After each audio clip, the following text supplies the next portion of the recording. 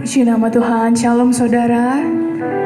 Mari kita sama-sama satukan hati kita. Kita mau diam dalam hadirat Tuhan. Terima kasih Tuhan. Mari naikkan setiap ucapan syukur kalian pada Tuhan.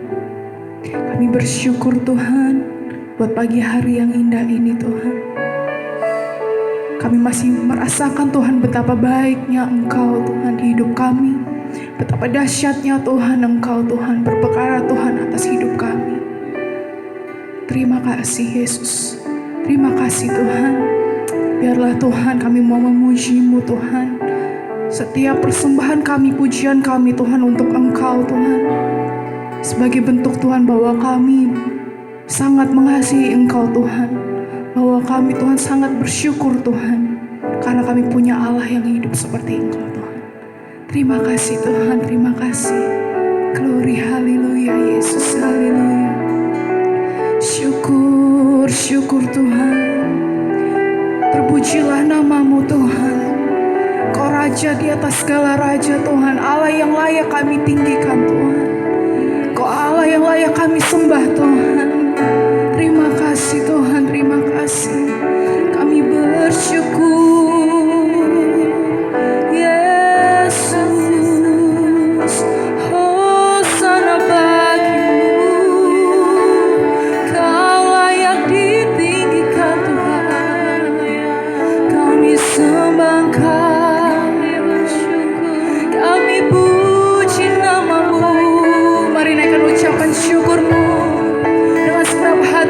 Puji namanya, sembah namanya Tuhan Yesus, terima kasih.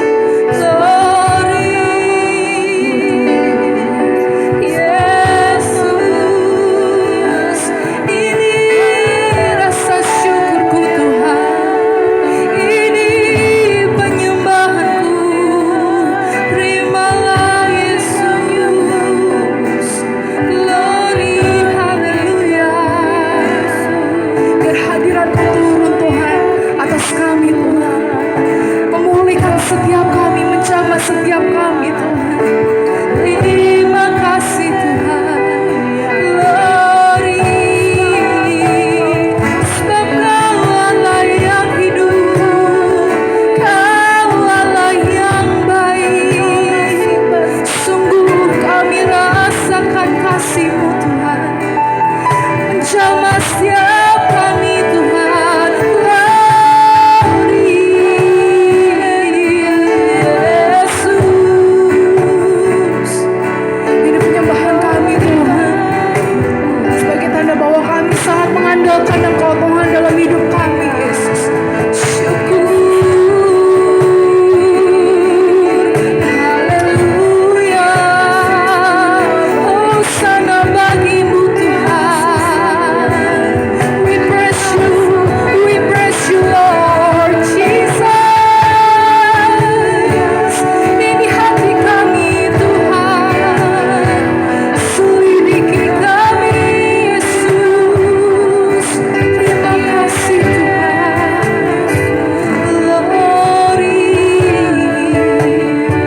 So kami sangat merindukan hadirat-Mu Tuhan ada di tengah-tengah kami Tuhan. So kami sangat merindukan hadirat-Mu Tuhan menjamah setiap kami Tuhan. Inilah yang kami minta Tuhan Yesus.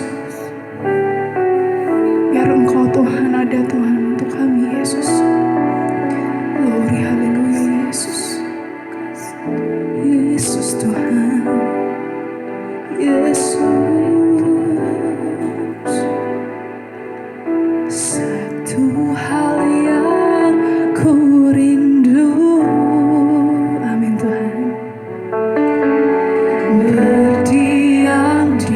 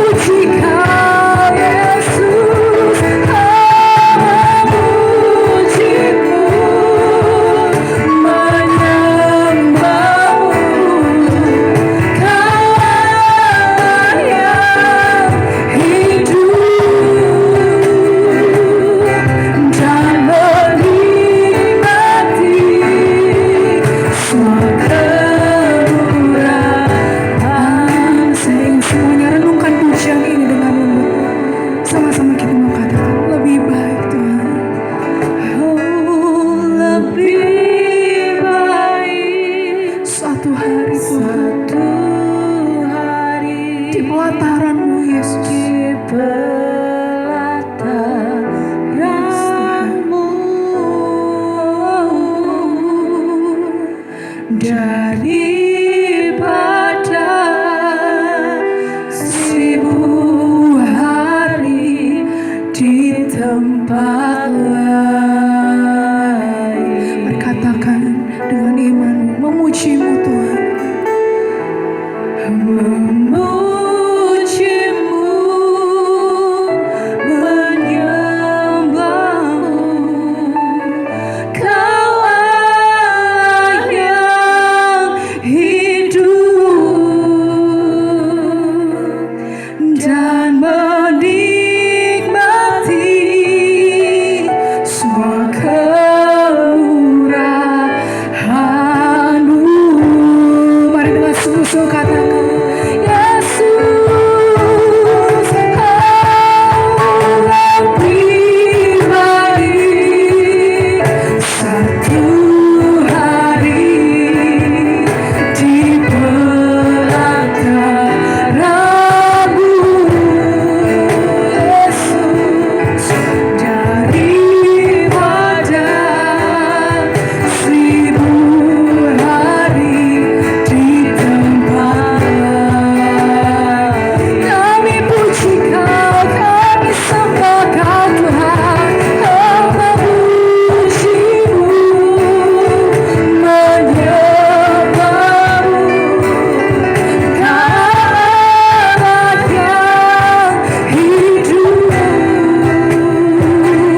dan menikmati semua kemurahan-Mu. Biar kami nikmati kemurahan-Mu Tuhan. Dan menikmati semua kemurahan-Mu. Sekali katakan, kami mau nikmati kemurahan-Mu Tuhan. Dan menikmati semua kemurahan-Mu, Yesus. Kemurahan-Mu Tuhan, sungguh kami rasakan. Yesus, kami bersyukur Tuhan. Setiap pujian kami, penyembahan kami Tuhan untuk Engkau Tuhan. Karena sungguh Engkau mulia Tuhan. Sungguh Tuhan Yesus Kau agung Tuhan. Sungguh Kau dahsyat Tuhan. Yesus, kami bersyukur buat kasih setia-Mu, buat anugerah-Mu Tuhan. Glory, haleluya. Tiada habis kami rasakan Tuhan kasih-Mu Tuhan. Tiada habis kami rasakan Tuhan kebaikan-Mu dalam hidup kami Tuhan. Ajari kami Tuhan untuk selalu menyadari bahwa Engkau Tuhan sangat mengasihi kami Tuhan. Dan kami Tuhan mengasihi Engkau Tuhan lebih dari apapun Tuhan. Terima kasih Tuhan. Glory. Kami berserah pada-Mu. Kami berserah pada-Mu Tuhan. Terima kasih Tuhan. Hanya Kau yang kami andalkan. Glory.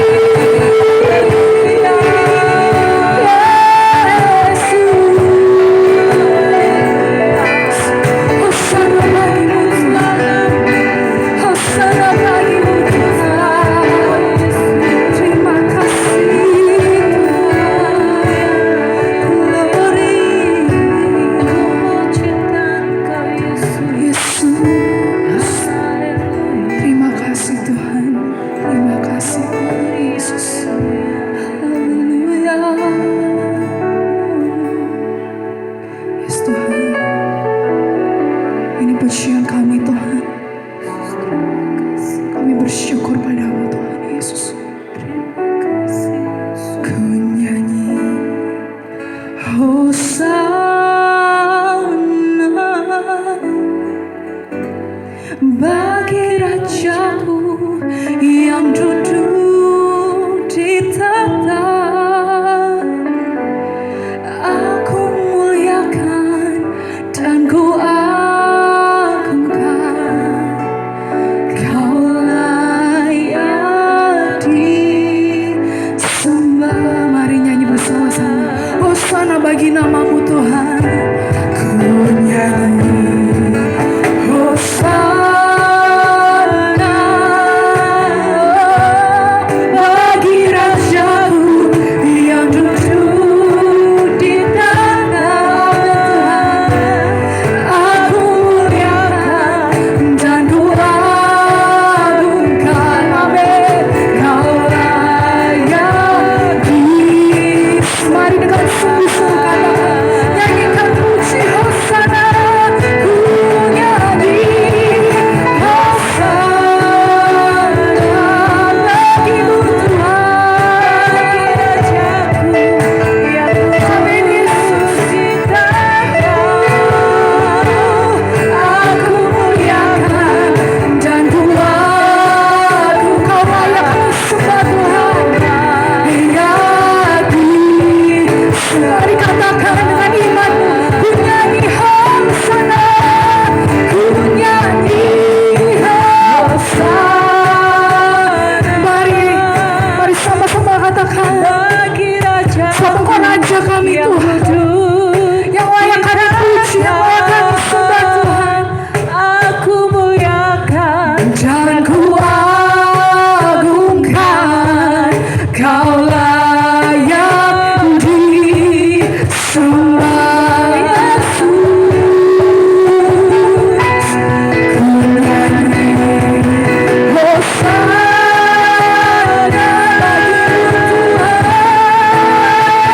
Rajaku,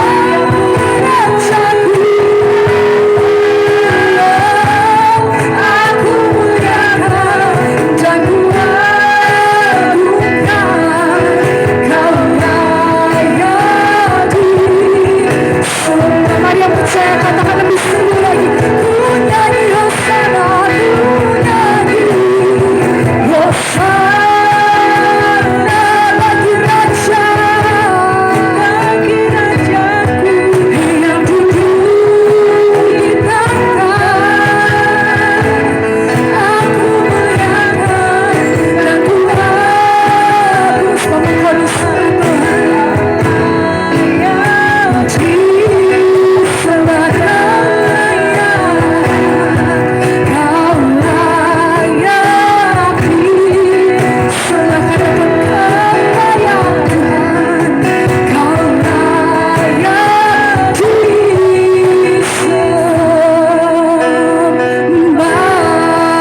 Haleluya Yesus, Kau layak kami puji, Kau layak kami sembah Tuhan.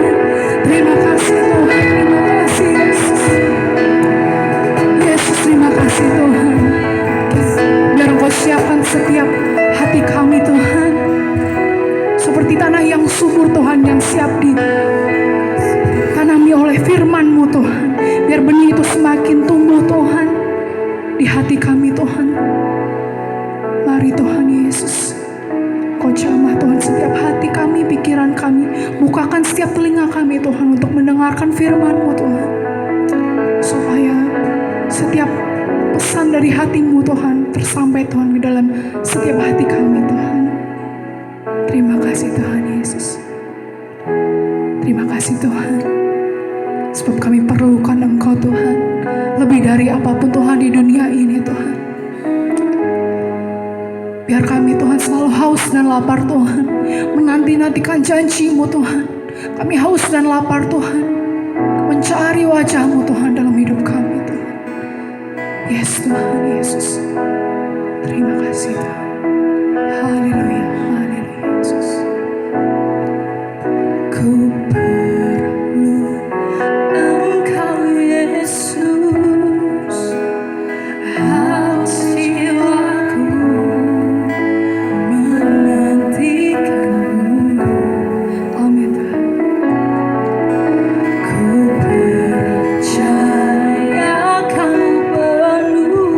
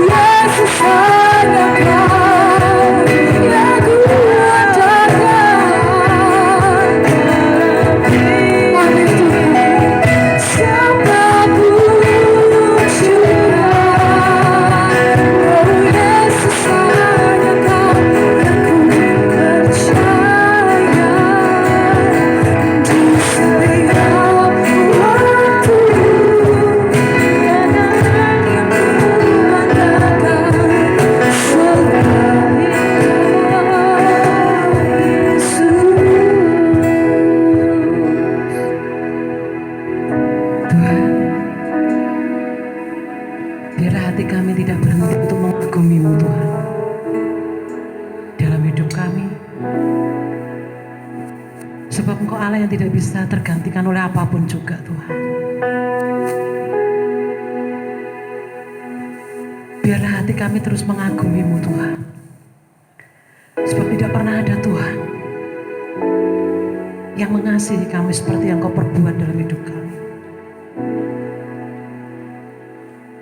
Yang paling berbahaya dalam hidup kami Tuhan, ketika kami mulai berhenti untuk mengagumi-Mu. Sebab apalah kami Tuhan tanpa Engkau? Siapakah kami Tuhan tanpa-Mu? Kami gak mampu Tuhan. Oleh sebab itu pagi hari ini kami berdoa Tuhan, wahyukan pribadi-Mu dalam hidup kami, supaya ada satu keubahan dalam hidup kami Tuhan. Melalui kebenaran firman-Mu kami belajar sesuatu Tuhan, dan itu mengubah hidup kami menjadi pribadi yang serupa dengan Engkau Tuhan. Berbicaralah bagi setiap kami pagi hari ini. Roh Kudus, kami persilakan Engkau bekerja Tuhan, menjamah setiap hati, sehingga benar-benar kami ditemukan sebagai pribadi yang terus menghormati Tuhan, yang terus mengagumi Tuhan, yang terus mencintai dan mengasihi Tuhan dalam setiap hidup kami. Terima kasih, berbicaralah Tuhan. Di dalam nama Tuhan Yesus kami berdoa dan mengucap syukur. Amin. Salam, selamat pagi Bapak dan Ibu yang dikasihi Tuhan. Apa kabar semuanya? Tetap luar biasa ya. Saya berharap bukan hanya tetap tapi tambah luar biasa. Jadi sekali lagi meskipun pagi hari ini kita tidak bisa bertemu secara langsung, tetapi sekali lagi saya percaya Tuhan bisa bekerja dimanapun berada. Amin. Di sini, di luar rumah Bapak dan Ibu, Tuhan bisa bekerja. Dan pagi hari ini saya percaya jika kita mengizinkan membuka hati kita untuk Tuhan melakukan sesuatu atas hidup kita, kita akan menerima sesuatu yang ilahi dari Tuhan. Amin. Kita akan menerima sesuatu yang tidak pernah kita pikirkan, yang tidak pernah timbul dalam hati kita. Saya percaya Tuhan sanggup lakukan itu. Mari buka hati kita supaya saya berdoa pagi hari ini, supaya ibadah kita pagi hari ini bukan sebuah kebiasaan, tapi benar-benar ada kehausan, ada kelaparan untuk datang kepada Tuhan. Dan saya percaya ketika kita datang kepada Tuhan dengan hati yang haus, dengan hati yang lapar, Tuhan akan memuaskan saya dan saudara. Amin. Nah, mari kita akan segera membuka firman Tuhan yang terdapat di dalam Markus pasal yang ke-6, ayat yang pertama hingga ayat yang kelima. Sekali lagi Markus pasal yang ke-6, ayat yang pertama hingga ayat yang kelima. Perikop firman Tuhan adalah Yesus ditolak di Nazaret. Saudara boleh buka Alkitab saudara. Kita akan baca bersama-sama.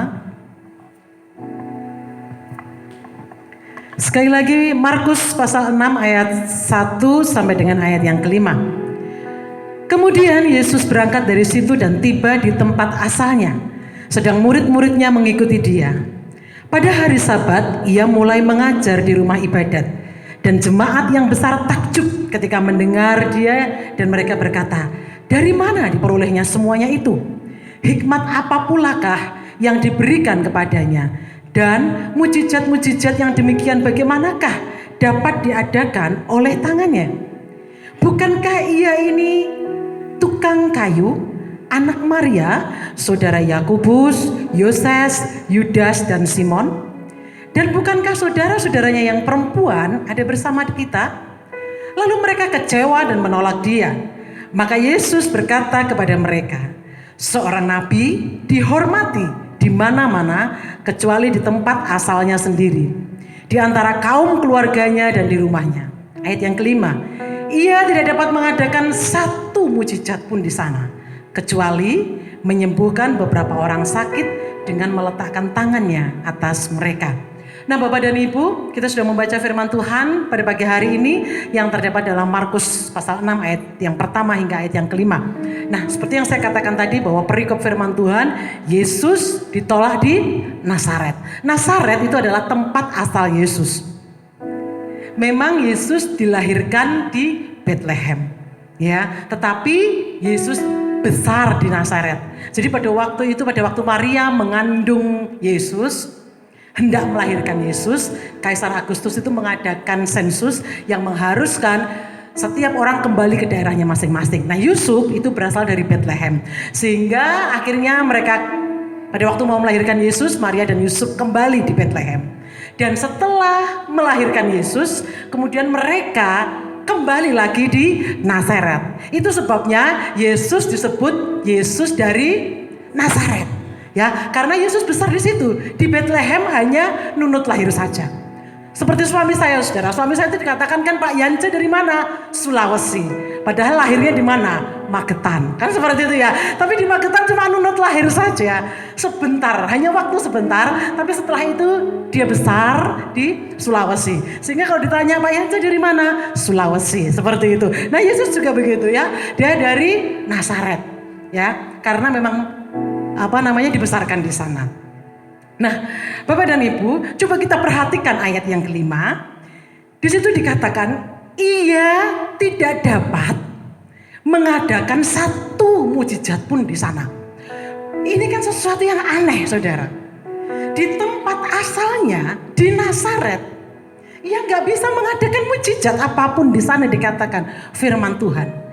Padahal di Kapernaum, di Kana, di Betsaida, di kota-kota yang dilewati oleh Yesus banyak terjadi mujizat. Banyak terjadi hal-hal yang luar biasa. Tapi kenapa di tempat asalnya, yaitu di Nazaret, loh, Alkitab mencatat tidak mengadakan satu mujizat pun kecuali menyembuhkan beberapa orang sakit. Ini kan sesuatu yang janggal. Apakah Yesus tidak bisa melakukan kuasanya di Nazaret? Atau mungkin kuasa Yesus tiba-tiba hilang di Nazaret seperti itu? Tidak. Sebenarnya seharusnya menurut saya, kalau di tempat asal itu harusnya malah ada privilege seperti itu ya. Contoh begini. Misal, dulu kan kita tidak mengenal orang-orang Jawa Tengah, Jawa Barat mungkin gak mengenal Pacitan. Pacitan itu mana sih? Orang mungkin gak terlalu familiar mendengar kata Pacitan. Sampai Presiden kita yang terdahulu, Bapak SBY itu kan daerahnya dari Pacitan. Nah, mulailah orang mengenal itu Pacitan. Mulai tahu. Saya dulu masih ingat, saudara ya. Di Pacitan dulu jalannya itu kecil sekali, saudara ya. Kecil, kalau mau kalau ada mobil yang lewat bersamaan gitu, itu satu mobil harus berhenti. Tapi ketika beberapa terakhir ini saya ke sana lagi, itu jalannya sudah luas. Ya, jalannya sudah luas, sudah lebar. Itu mobil mungkin 3 itu sudah bisa dilewati jalannya, saudara ya. Ya dulu nggak seperti itu. Nah, kenapa karena ada seorang tokoh yang penting yang berasal dari situ. Sehingga yang terjadi adalah tempat itu menjadi istimewa, menjadi ada privilege, ada sesuatu yang khusus. Harusnya kan seperti itu. Tetapi yang terjadi sama Yesus ini beda. Di tempat asalnya di Nazaret, dia nggak bisa lakukan mujizat yang luar biasa, nggak bisa lakukan sesuatu yang spektakuler di situ. Padahal di tempat-tempat yang lain yang seperti saya katakan tadi, di tempat-tempat yang lain, di kota-kota yang lain, banyak mujizat yang dilakukan oleh Yesus. Menyembuhkan orang sakit, membangkitkan orang mati, dan lain sebagainya. Banyak hal yang Yesus lakukan. Ada apa di Nazaret? Kenapa Yesus tidak bisa buat sesuatu di tempat asalnya sendiri? Kenapa Yesus tidak bisa lakukan sesuatu yang luar biasa di tempat asalnya sendiri? Nah, ternyata jawabannya terjawab di ayat yang keempat, saudara ya. Di ayat yang keempat, di situ dikatakan, seorang nabi dihormati di mana-mana, kecuali di tempat asalnya sendiri, di antara kaum keluarganya dan di rumahnya. Nah, ayat yang keempat ini, saudara, menjawab keraguan kita, kebingungan kita. Kenapa di Nazaret Yesus tidak buat sesuatu yang luar biasa? Karena ternyata di situ orang-orang di Nazaret enggak menghormati Yesus. Dikatakan mereka kecewa. Bagi orang Yahudi, juru selamat, mereka menantikan juru selamat. Bayangan mereka, juru selamat itu datang dalam keadaan yang luhur, dalam keadaan yang agung, dalam keadaan yang istimewa. Seperti itulah yang mereka harapkan. Tetapi orang menyebut Mesias itu Yesus. Sehingga mereka berkata, loh itu kan Yesus, itu kan anak tukang kayu, orang kampung, orang biasa. Akhirnya yang terjadi apa saudara? Mereka kecewa, mereka gak hormati, mereka menolak Yesus di tempat asalnya di Nazaret. Orang-orang gak hormati dia, gak hormati Yesus. Itu sebabnya tidak ada mujizat yang luar biasa yang terjadi di situ. Jadi kata kuncinya apa saudara? Dihormati. Jadi yang saya mau katakan, tidak pernah ada kuasa terjadi, tidak pernah ada mujizat terjadi, tidak pernah ada kemenangan besar terjadi dalam hidup kita ketika kita gak hormati pribadi Yesus dalam hidup saya dan hidup saudara. Amin. Jadi coba pagi hari ini, mari kita, meskipun kita ini ibaratnya sudah setiap minggu kita datang ke gereja, setiap minggu kita namanya ibadah, kita berdoa, tapi kalau kita tidak ada kata hormat, kehilangan hormat kepada Yesus, itu penghalang untuk kita mengalami sesuatu yang luar biasa dari Yesus. Sekali lagi, ketika kita tidak menghormati pribadi Yesus, itu menjadi penghalang untuk kita terima mujizat dan kuasa daripada Yesus. Coba pertanyaannya, masih adakah rasa hormat kita kepada Yesus pagi hari ini? Nanti kita akan cek pribadi kita masing-masing. Apakah selama ini kita sudah menghormati Yesus? Atau jangan-jangan kita seperti orang Nazaret yang seringkali kecewa kepada Yesus. Jadi mari pagi hari ini kita cek, kita evaluasi hidup kita. Karena sekali lagi saya katakan, kunci kita menerima kemenangan, kunci kita menerima kuasa, kunci kita menerima mujizat dari Tuhan ketika kita menghormati pribadi Yesus dalam hidup kita. Nah, pertanyaannya adalah seperti ini. Apa indikasi rasa hormat kepada Tuhan itu? Jadi maksudnya rasa hormat itu diaplikasikan dalam bentuk apa kepada Tuhan? Ya. Jadi saya mau katakan begini, sekali lagi saya katakan, ketika kita ingin mengalami kuasa Tuhan, ingin mengalami sesuatu yang ilahi dari Tuhan, ingin mengalami sesuatu kemenangan dari Tuhan, maka kata kuncinya adalah kita harus menghormati Tuhan. Kalau kita tidak hormat kepada Tuhan, kalau kita nggak respect kepada pribadi Tuhan, seperti yang dilakukan oleh orang-orang yang dari Nazaret, maka kita tidak akan terjadi itu. Mungkin kita berkata, oh dia terima kuasa, kok saya enggak? Coba kita dicek, jangan-jangan kita nggak hormati Tuhan. Nah, apa indikasi nggak hormat kepada Tuhan? Ternyata ada beberapa indikasi, saya akan bagikan secara cepat. Yang pertama, ya, indikasi bentuk rasa nggak hormat kepada Tuhan. Ketika apa, saudara? Ketika kita ini terlalu khawatir dalam hidup kita. Sekali lagi saya katakan, ketika kita terlalu khawatir dalam hidup kita, itu artinya kita sedang tidak menghormati Tuhan. Saudara, kekhawatiran itu adalah sesuatu yang universal. Semua orang mengalami khawatir, tua muda, besar kecil, mereka mengalami kekhawatiran. Tetapi yang menjadi masalah adalah ketika kekhawatiran, ketakutan, kecemasan itu terlalu mengintimidasi hidup kita, sampai kita sudah nggak punya pengharapan, kita mulai kecewa, kita mulai putus asa. Itu artinya kita sedang tidak menghormati Tuhan. Jadi coba kita cek hari-hari ini siapa yang tidak khawatir, saudara? Semua ngalami itu, saya rasa semua ngalami itu, saudara ya. Khawatir nanti ini virus ini berakibat luar biasa. Bukan hanya masalah kesehatan, ekonomi, sosial, semuanya terdampak. Khawatir nanti bagaimana nanti hidup saya selanjutnya. Khawatir apakah peradaban kita akan berubah. Khawatir segala macam yang kita khawatirkan. Saudara, pernahkah saudara ngalami sesuatu begini?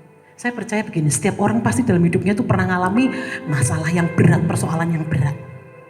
Sampai saudara berpikir hidup saudara seperti telur di ujung tanduk. Pernah enggak saudara ngalami seperti itu? Saya pikir semua orang pasti pernah ya, ngalami pergumulan sendiri-sendiri, ngalami musim yang berat. Termasuk saya juga ngalami seperti itu. Ketika berkali-kali pada waktu itu, saudara ya, berkali-kali harus berurusan dengan sakit, berkali-kali harus melakukan operasi. Buat saya itu seperti, hidup saya itu seperti telur di ujung canduk. Apa yang Tuhan mau buat? Khawatir pada waktu itu. Tapi toh ternyata lolos juga. Hari ini saya ada sebagaimana saya ada. Itu artinya Tuhan menyertai kita. Amin. Saudara mungkin pergumulannya beda. Saudara pernah mengalami sesuatu yang sepertinya, wah ini masalah saya yang paling berat. Ini pergumulan saya yang paling berat. Ini tantangan saya yang paling berat. Tapi toh ternyata saudara lolos juga. Hari ini saudara ada sebagaimana saudara ada. Amin. Itu buktinya Tuhan tak pernah tinggalkan saya dan saudara. Amin. Jadi hari ini coba kita cek. Kalau kita mau ngalami kuasa dari Tuhan, kita mau ngalami sesuatu yang ilahi dari Tuhan, apakah kita terlalu khawatir berlebihan dalam hidup kita? Sampai kekhawatiran itu benar-benar mengintimidasi. Sampai kita rasanya gak bisa berdoa, gak punya pengharapan. Kalau berdoa itu sudah mata merem, tapi pikiran kemana-mana. Karena sudah gak bisa konsentrasi. Gak bisa karena mikir terlalu takut, terlalu cemas dalam hidup kita. Firman Tuhan dalam Matius pasal 6 ayat 25 sampai 27. Itu jelas sekali Tuhan berbicara seperti ini. Matius pasal 6 ayat 25 sampai 27. Pandanglah burung-burung di langit yang tidak menabur dan tidak menuai dan tidak mengumpulkan bekal dalam lumbung, namun diberi makan oleh Bapamu yang di surga. Bukankah kamu jauh melebihi burung-burung itu? Saudara, kadang-kadang ketika kita membaca firman Tuhan, itu ada yang perlu kita pikirkan lebih lanjut, lebih dalam. Tapi firman Tuhan yang kita baca pagi hari ini, itu tidak usah kita perlu pemikiran yang mendalam, tapi sudah jelas sekali. Mudah kita mengerti dan mudah kita cerna firman Tuhan. Karena dijelaskan dengan bahasa yang sederhana. Pandang burung-burung di langit yang gak menabur, gak menuai, gak mengumpulkan bekal dalam lumbung, namun diberi makan oleh Bapamu yang di surga. Loh, bukankah kamu, saya dan saudara jauh melebihi pada burung-burung itu? Amin. Kalau burung-burung saja di udara itu dipelihara sama Tuhan, loh kita ini anak-anaknya loh saudara. Masa Tuhan tidak bertanggung jawab atas hidup kita? Tak mungkin saudara. Coba lanjutkan. Siapakah di antara kamu yang karena kekhawatirannya dapat menambahkan sehasta saja pada jalan hidupnya? Saudara, kata sehasta ternyata dalam bahasa aslinya, dalam bahasa Yunani itu tertulis kunhena. P-E-K-H-U-N-H-E-N-A. Nah itu ternyata satu hasta yang ditulis dalam bahasa aslinya itu sebenarnya bukan bicara masalah ukuran jarak, bukan. Tapi satu hasta itu bahasa aslinya kalau diterjemahkan adalah bicara ukuran waktu. Dengan kata lain bicara dengan ukuran umur, maksudnya waktu itu umur. Jadi kalau diterjemahkan dengan bahasa yang sederhana begini, siapakah di antara kamu yang karena kekhawatirannya itu bisa memperpanjang umurnya? Kalau kita ini khawatir bisa memperpanjang umur kita, silakan saudara khawatir. Tapi firman Tuhan mencatat, siapa yang di antara kita yang karena kekhawatirannya dapat menambah sehasta saja pada jalan hidupnya? Enggak ada. Kekhawatiran tidak memperpanjang umur kita, tapi sebaliknya saudara. Amin. Jadi pagi hari ini mari kita letakkan, kita taruh kekhawatiran kita di bawah kaki Tuhan. Sekali lagi, setiap orang pasti mengalami kekhawatiran. Tapi yang firman Tuhan katakan, jangan sampai hidup kita diintimidasi sama kekhawatiran. Kalimat berikutnya, ayat yang ke-26 sampai 29. Dan mengapa kamu khawatir akan pakaian? Perhatikan bunga bakung di ladang yang tumbuh tanpa bekerja dan tanpa memintal. Namun aku berkata kepadamu, Salomo dalam segala kemegahannya pun tidak berpakaian seindah dari salah satu bunga itu. Wow, ini luar biasa loh saudara.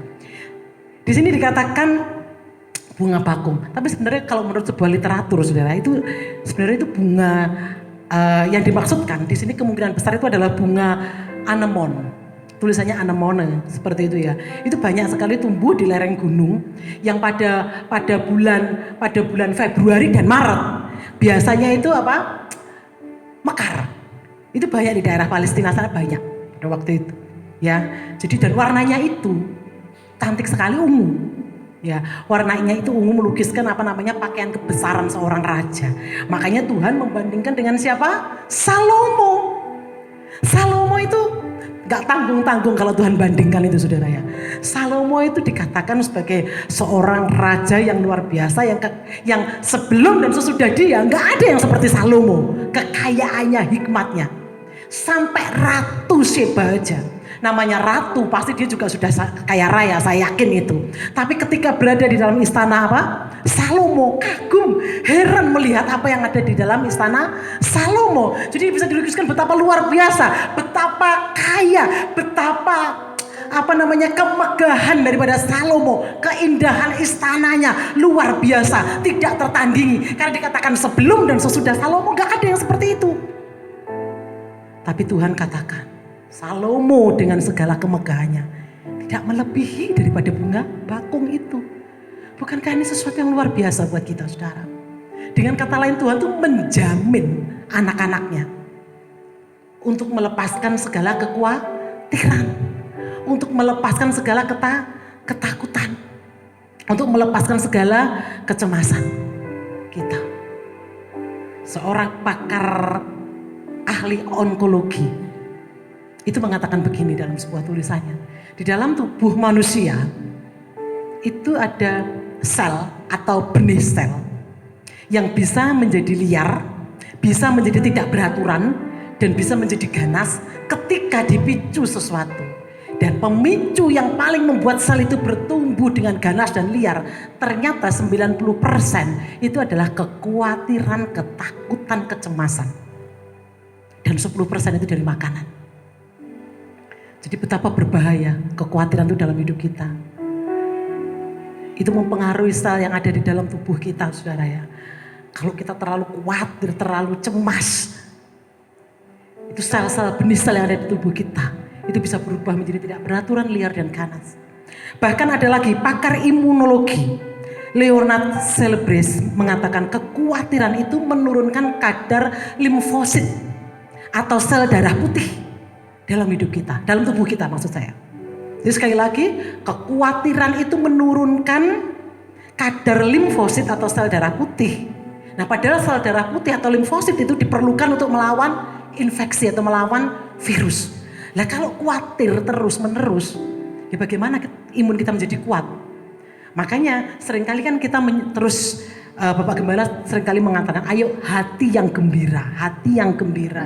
Karena itu bisa meningkatkan imun kita. Karena jelas ternyata secara medis pun mengatakan, kalau kita tidak ada kegembiraan dalam hati kita, terlalu khawatir, cemas, takut berlebihan, kadar limfosit bisa menurun dan perlawanan kita menghadapi virus itu bisa menurun. Jadi mari, tapi yang paling lebih penting daripada itu semua adalah begini. Kekhawatiran yang berlebihan, kita sedang menghina Tuhan. Kita sedang menghina pencipta kita. Kita tidak sedang menghormati Tuhan ketika ada kekhawatiran yang berlebihan dalam hidup kita. Karena kita pasti berpikir kalau ada kekhawatiran yang berlebihan dalam hidup kita, artinya kan begini, Tuhan bisa gak ya tolong saya? Tuhan bisa gak ya bantu saya? Tuhan bisa gak ya lakukan sesuatu? Tuhan bisa gak ya beri jalan keluar buat hidup saya? Itu kan yang kita pikirkan ketika ada kekhawatiran dalam hidup kita. Padahal yang saya mau katakan, Tuhan bisa melakukan apapun. Dan Tuhan bisa menghalalkan segala cara untuk menolong saya dan saudara, amin. Yang kedua, kita sedang tidak menghormati Tuhan ketika kita tidak taat kepada Tuhan. Ketika kita tidak taat kepada Tuhan. Saudara, dalam Alkitab, dalam firman Tuhan itu sudah banyak rambu-rambu yang dijelaskan. Apa yang harus kita lakukan, apa yang dilarang, apa yang kita harus prioritaskan, semuanya sudah tertulis di situ. Tetapi seringkali kita menuruti kehendak kita sendiri. Kita berjalan menurut kemampuan dan kehendak kita sendiri.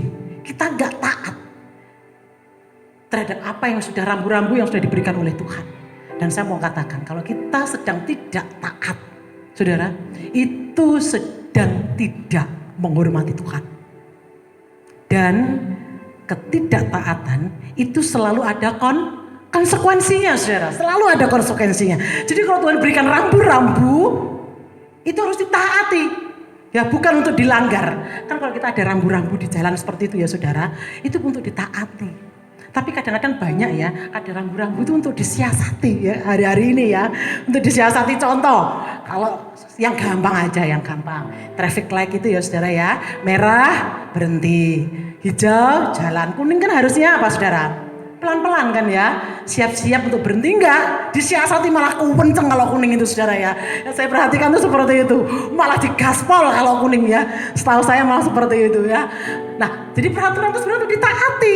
Makanya kadang-kadang sering terjadi kecelakaan ya karena peraturan bukan untuk ditaati, untuk disiasati kebanyakan orang. Nah, mari kita berubah hari-hari ini ya. Mari kita berubah.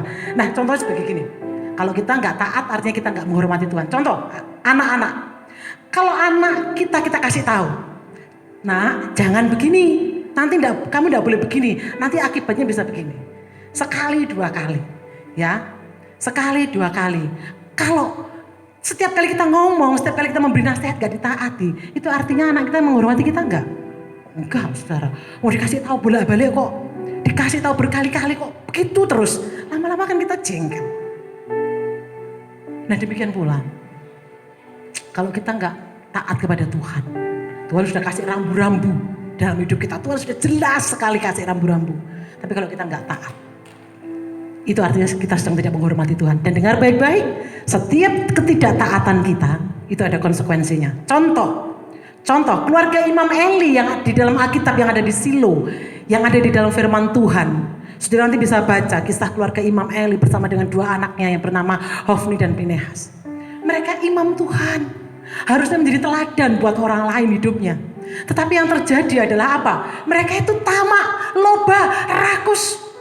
Belum lagi anak-anaknya Imam Eli melakukan perbuatan-perbuatan dursila. Melakukan apa? Maksiat di dalam bait Allah. Sampai akhirnya Tuhan melalui seorang abdi Allah, Tuhan berfirman kepada siapa? Keluarga Imam Eli dengan mengatakan seperti ini. Demikianlah firman Tuhan Allah Israel, sesungguhnya aku telah berjanji, aku ini Tuhan, bahwa keluargamu dan keturunanmu akan ada di hadapanku sampai selamanya. Jadi Tuhan tuh sebenarnya dulu tuh ngomong kepada Imam Eli bahwa Imam Eli dan keluarganya akan ada di hadapan Tuhan sampai selama-lamanya. Tetapi jauhlah hal itu daripadaku sekarang, sebab barang siapa menghormati aku, kata Tuhan, akan kuhormati. Tapi barang siapa menghina aku akan dipandang rendah. Lebih lanjut Tuhan mengatakan, sesungguhnya akan datang waktunya, aku, kata Tuhan, akan mematahkan tangan kekuatanmu dan tangan kekuatan kaummu, sehingga tidak ada yang menjadi kakek dari keturunanmu. Wow, sudah itu ngeri. Kalau kita nggak taat sama Tuhan, taat dalam hal apapun, kita sedang tidak hormat kepada Tuhan. Dan setiap ketidaktaatan kita, itu ada konsekuensinya. Imam Eli dan keluarganya ini contoh yang real. Ketika dia tidak taat sama Tuhan. Awalnya Tuhan katakan, kamu akan ada di hadapanku sampai selamanya. Tapi karena dia nggak taat, Tuhan buang dia. Sampai dikatakan tidak ada kakek di dalam keturunanmu. Dan itu digenapi loh saudara. Keturunan Imam Eli tidak ada yang mencapai prime life dalam hidupnya. Gak ada. Semuanya mati muda.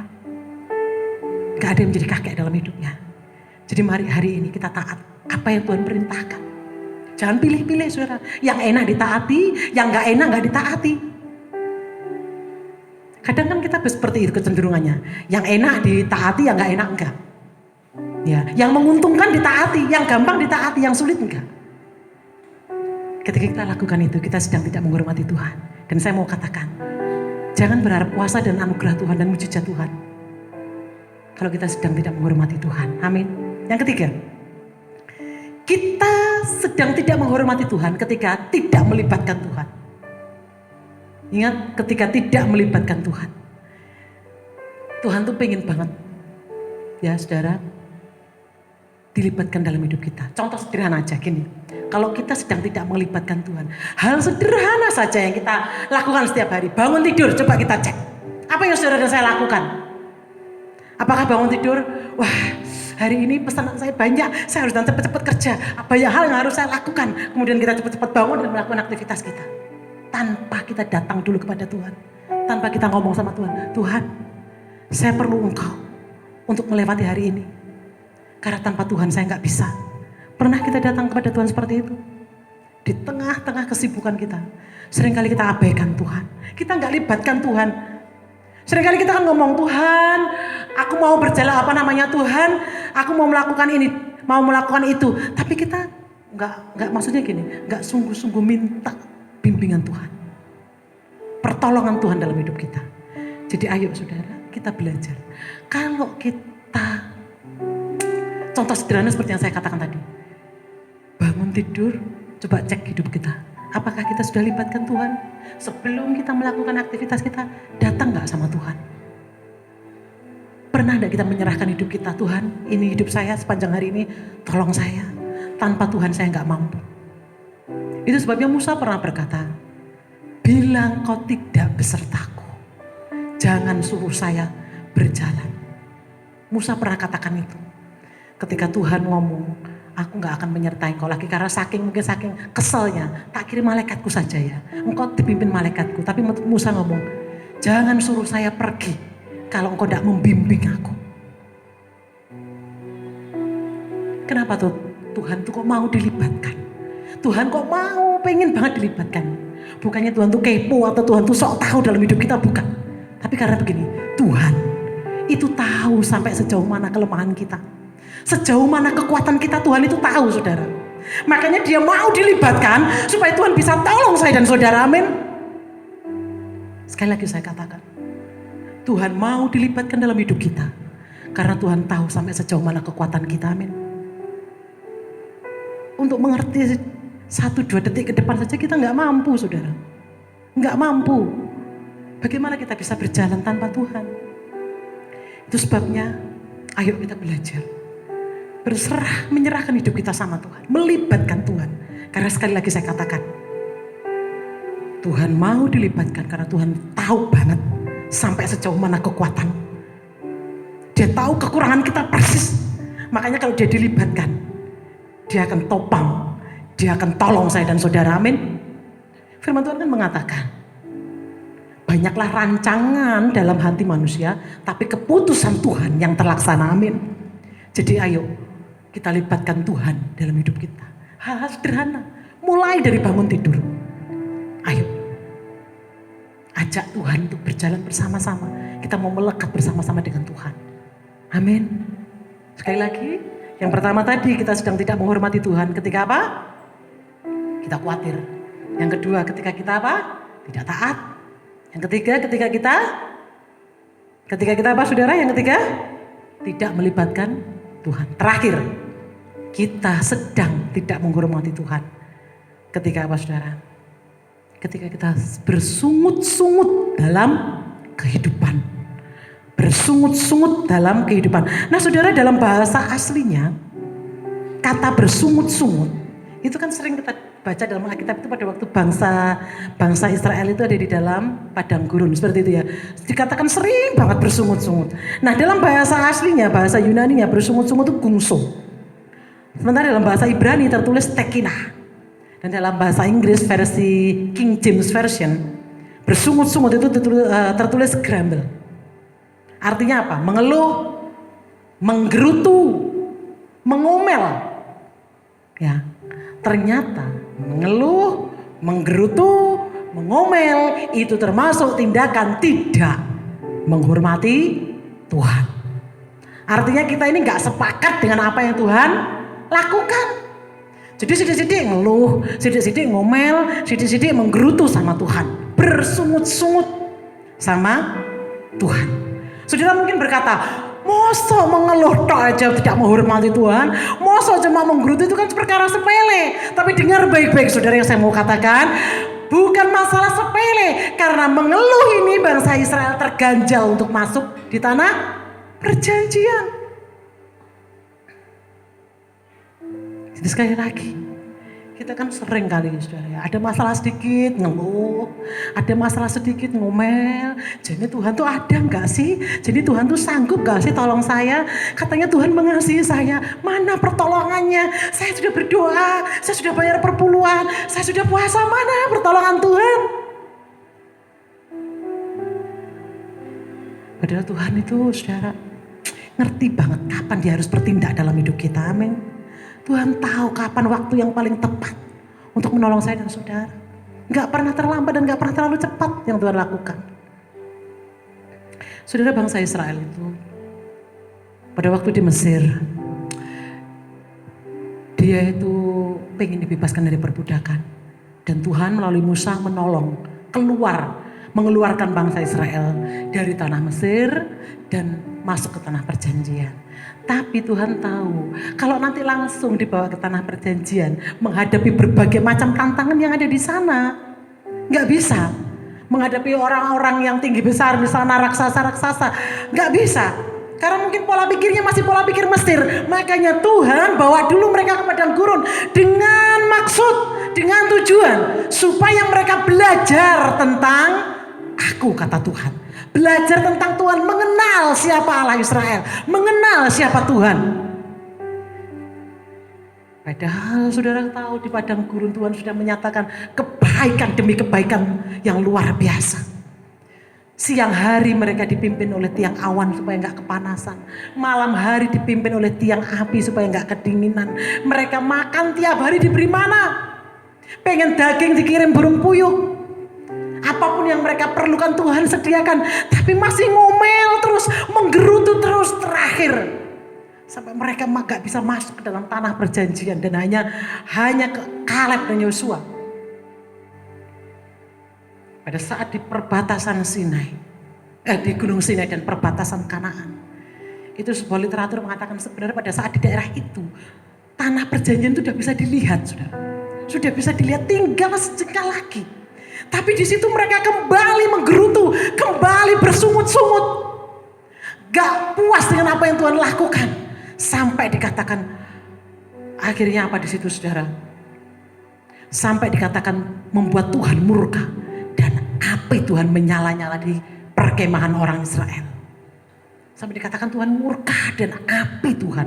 Api pada waktu itu simbol kemarahan Tuhan kepada bangsa Israel. Sehingga dari situ mereka terganjal untuk masuk ke dalam tanah perjanjian. Saudara, kadang kalau kita terima kebaikan Tuhan, kita berkata, sebab Tuhan baik, terpujilah Tuhan, God is good all the time God is good. Tapi ketika pikiran kita tidak sejalan dengan rencana Tuhan yang luar biasa, dan kita nggak tahu bahwa Tuhan sedang memplanning, membuat sesuatu yang luar biasa, kita mulai ngeluh, kita mulai menggerutu sama Tuhan, kita bahkan mulai kecewa sama Tuhan. Hati-hati saudara, kita sedang tidak menghormati Tuhan. Persungutan, ngomel, menggerutu, itu membuat kita nggak bisa melihat rencana Tuhan yang luar biasa dalam hidup kita. Amin. Dan persungutan, menggerutu, mengeluh, itu kita menutup mata hati kita terhadap semua kebaikan yang Tuhan sudah lakukan dalam hidup kita. Amin. Mungkin hanya karena satu doa kita belum terjawab. Hanya karena satu doa kita belum dikabulkan oleh Tuhan. Kemudian kita mulai berkata-kata, Tuhan kok ada apa enggak? Tuhan gak jawab engkau. Tuhan gak jawab aku. Tuhan gak sayang sama aku. Lebih baik aku sudah gak mulai berhenti berdoa dan lain sebagainya. Ngomel dan lain sebagainya. Aduh saudara, sekali lagi saya katakan, persungutan itu menutup mata hati kita terhadap kebaikan Tuhan. Amin. Jadi stop, berhenti. Dan yang paling penting, supaya kita tidak kehilangan tanah perjanjian, jangan kita bersungut-sungut. Jangan kita mengeluh, menggerutu, mengomel.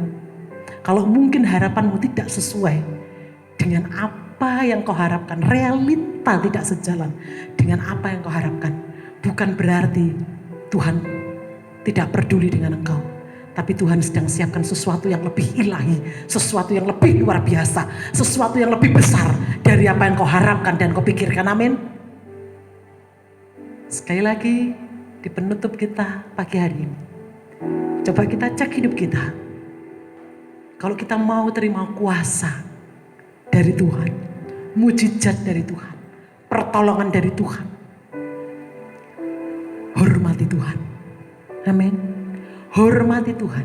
Jangan seperti orang-orang di Nazaret. Mereka gak hormati Tuhan. Akhirnya di tempat asal Yesus tidak ada mujizat yang terjadi di situ. Saya mau katakan, kalau engkau mau terima, kalau saya dan saudara mau terima kuasa, mujizat dan kemenangan dari Tuhan, hormati Tuhan. Ya, jangan terlalu khawatir, taat, libatkan Tuhan dan jangan bersungut-sungut. Saya percaya ketika sikap hati kita seperti itu, kita akan terima mujizat dan kemenangan dari Tuhan. Kota-kota lain pada waktu Yesus melayani, mereka terima mujizat. Kapernaum, Kana, Betsaida, ada mujizat yang Yesus lakukan dan banyak mujizat. Tapi di Nazaret, di tempat asalnya sendiri, karena di situ dikatakan seorang nabi tidak dihormati di tempat asalnya, maka tidak terjadi mujizat di situ. Mari kita koreksi hidup kita. Apakah kita terlalu khawatir berlebihan? Apakah kita hari-hari sedang enggak taat? Sakar PDW, berjalan menurut pikiran kita sendiri. Atau kita merasa kuat sehingga tidak melibatkan Tuhan. Dari hal sederhana saja. Bangun tidur kita enggak ada hubungan intim sama Tuhan. Itu indikasi kita enggak melibatkan Tuhan. Mau melakukan apa-apa kita enggak bawa itu ke dalam tangan Tuhan terlebih dahulu. Dan yang terakhir, apakah seringkali yang keluar dari mulut kita bukan ucapan syukur, tapi gerutuan, omelan kepada Tuhan. Mari kita koreksi itu. Dan kalau itu yang kita terjadi sama kita, mari kita minta ampun sama Tuhan. Masih ada waktu, masih ada kesempatan untuk kita berubah. Amin. Mari bersama-sama kita bangkit berdiri, saudara. Mari kita akan berdoa. Kita akan datang kepada Tuhan. Kita naikkan ucapan syukur kita kepada Tuhan.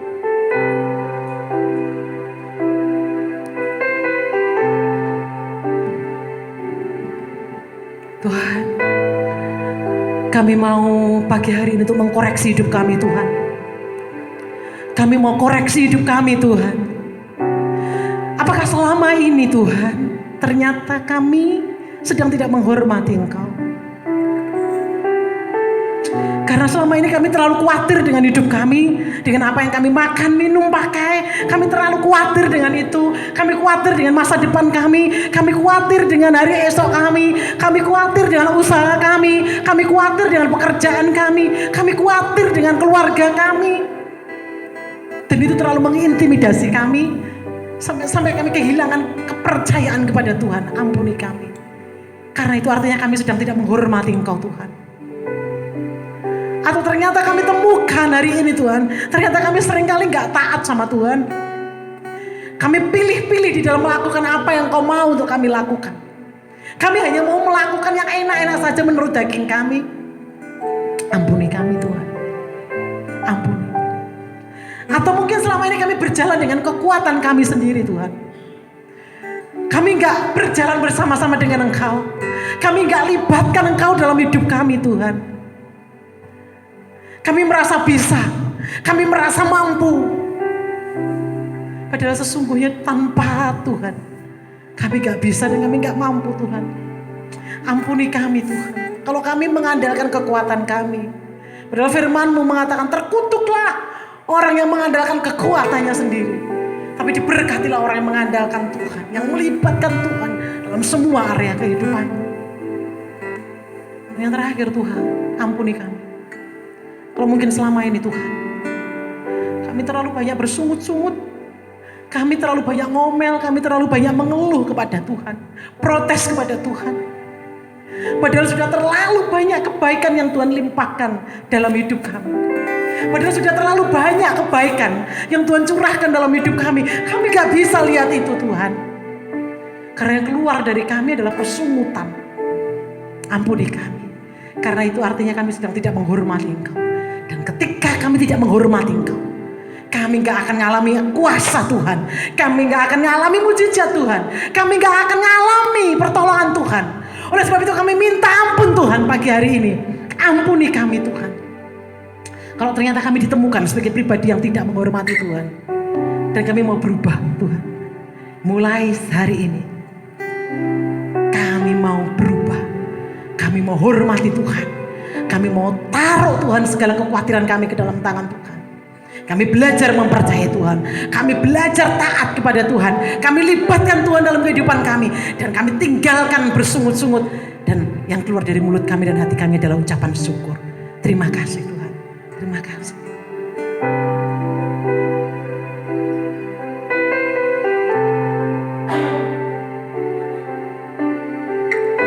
Mari kita datang kepada Tuhan. Naikkan pujian sungguh-sungguh.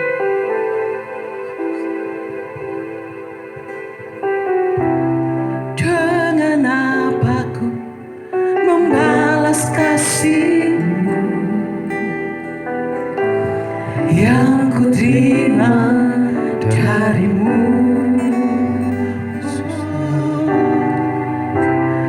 Dengan apa ku membalas cinta-Mu. Oh Yesusku, ku mau selalu bersyukur, selalu bersyukur. Kau Tuhan yang setia dan selalu menolong. Ku mau selalu bersyukur, selalu bersyukur. Kau Bapa-Ku yang sayang. Mari bawa ucapan syukur kita pada Tuhan. Mari bawa hati kita kepada Tuhan pagi hari ini. Izinkan Tuhan menjamah.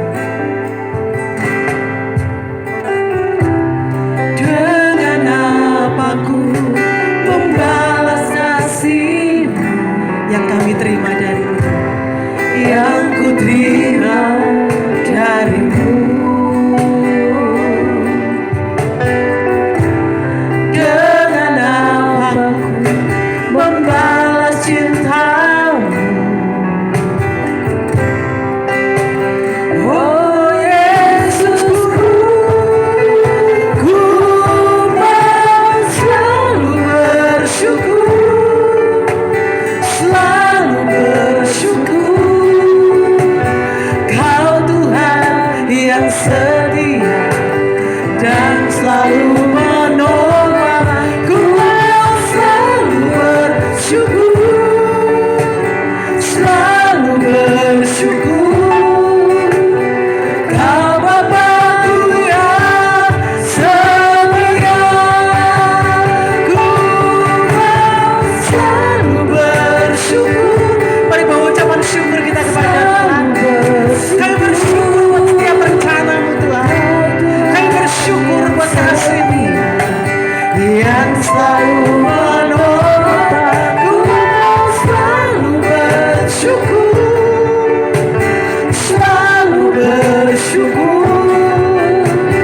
Kau Bapa-Ku yang setia. Mari sekali lagi dengan segenap hati katakan dengan iman. Selalu bersyukur, selalu bersyukur. Kau Tuhan yang setia dan selalu menolong. Ku mau selalu bersyukur, selalu bersyukur. Kau Bapa-Ku. Mari sekali lagi naikkan ucapan syukur kita, katakan selalu bersyukur, selalu bersyukur. Kau Tuhan yang setia yang selalu menolong. Ku mau selalu bersyukur, selalu bersyukur. Karena Bapakku yang setia, Kau Bapakku yang setia. Glory bagimu, Kau Bapakku yang setia. Mari saudara, apapun keadaanmu hari-hari ini, apapun yang kau alami hari-hari ini, tetaplah mengucap syukur kepada Tuhan. Sebab waktu engkau bersungut-sungut, waktu engkau ketakutan, waktu hidupmu dipimpin oleh intimidasi, percayalah bahwa engkau sedang menjauhkan dirimu dari kasih karunia Tuhan. Waktu kita mengucap syukur kepada Tuhan, ada ucapan syukur yang keluar dari hati kita, dari mulut kita. Itu adalah gerbang untuk terobosan-terobosan terjadi di dalam kehidupanmu. Oleh sebab itu, apapun yang terjadi dalam kehidupanmu hari-hari ini, tetaplah mengucap syukur. Tetaplah bersyukur kepada Tuhan. Haleluya. Terima kasih Tuhan. Kiranya kebenaran firman Tuhan datang dalam kehidupan kami. Meteraikan firman-Mu, biar kami terus menghormati akan Engkau Tuhan dalam kehidupan kami. Menghormati pribadi-Mu, menghormati akan kedaulatan Tuhan. Oleh sebab itu, mampukan kehidupan kami, seluruh umat-Mu, untuk berjalan sesuai dengan kebenaran firman Tuhan. Kiranya kebenaran firman Tuhan lebih keras daripada suara hamba-Mu untuk berbicara atas kehidupan kami. Dan hamba-Mu berdoa secara khusus buat setiap anak-anak-Mu hari-hari ini Tuhan, seluruh umat-Mu, Engkau memberkati hidup mereka di masa-masa kesesakan, di masa-masa kesulitan hari-hari ini. Kami percaya kekuatan kasih karunia Tuhan terus menopang atas kehidupan mereka di dalam nama Yesus. Khususnya umat-Mu, gerejamu di tempat ini Tuhan, hamba-Mu berdoa mulai dari orang tua, suami istri, anak-anak, bahkan bayi-bayi, kiranya hidup mereka dalam tudung perlindungan kasih karunia Tuhan, tudung perlindungan darah Kristus memagari, membentengi atas kehidupan mereka, sehingga tidak ada sesuatu hal yang buruk yang terjadi atas kehidupan mereka di dalam nama Yesus. Hamba-Mu berdoa kiranya anugerah itu turun atas hidup mereka di dalam nama Tuhan Yesus Kristus. Terima kasih Tuhan. Terima kasih. Hamba-Mu secara khusus berdoa bagi yaitu umat-Mu yang mereka sudah tabur buat pekerjaan Tuhan tempat ini. Setiap persembahan, setiap persepuluhan yang umat-Mu sudah berikan buat pekerjaan Tuhan tempat ini, sehingga pekerjaan Tuhan tempat ini masih tetap berjalan. Oleh sebab itu, hamba-Mu berdoa, hamba melepaskan berkat atas hidup mereka di dalam nama Tuhan Yesus Kristus. Kiranya Tuhan limpahkan anugerah Tuhan, berkat yang melimpah, kesehatan, kekuatan rumah tangga mereka Tuhan memberkati di dalam nama Tuhan Yesus Kristus. Dan Tuhan, hamba-Mu berdoa buat para pelayan-pelayan Tuhan yang sudah terlibat pelayanan hari ini, Tuhan memberkati hidup mereka Tuhan. Kiranya anugerah pengurapan wibawa surgawi terus menyertai atas kehidupan mereka di dalam nama Tuhan Yesus Kristus. Terima kasih. Kami akan selesai ibadah. Kami percaya anugerah Tuhan, penyertaan Tuhan tidak akan pernah selesai atas kehidupan kami, dan terus bekerja atas kehidupan kami di dalam nama Tuhan Yesus. Dan secara khusus kami berdoa buat bangsa, buat kota ini Tuhan, yang hari-hari ini menghadapi pandemi COVID-19 ini. Dan terus hamba-Mu berdoa di dalam nama Tuhan Yesus Kristus, Engkau adalah pengendali daripada semua keadaan, Engkau yang berdaulat. Oleh sebab itu kami datang kepada Tuhan meminta anugerah-Mu. Bekerjalah Roh Kudus, bekerjalah Bapa atas bangsa ini, atas kota ini Tuhan, di dalam nama Yesus. Kiranya Tuhan, dengan kasih karunia Tuhan, hamba-Mu berdoa, kiranya penyakit ini, virus ini tidak menyebar kemana-mana. Kami sepakat berdoa dalam nama Tuhan Yesus Kristus. Terima kasih Tuhan, terima kasih. Mari kasih Tuhan, kita buka tangan kita di hadapan Tuhan. Terimalah berkat ini dalam nama Tuhan Yesus Kristus. Jikalau Engkau ini menyediakan hatimu dan menadakan tanganmu kepadanya, jikalau Engkau menjauhkan kejahatan dalam tanganmu dan tidak membiarkan kecurangan ada dalam kemahmu, maka sesungguhnya Engkau dapat mengangkat mukamu tanpa celah, dan Engkau akan berdiri teguh dan tidak akan takut. Bahkan engkau akan melupakan kesusahanmu, hanya teringat kepadanya seperti kepada air yang telah mengalir lalu. Kehidupanmu akan menjadi lebih cemerlang daripada siang hari.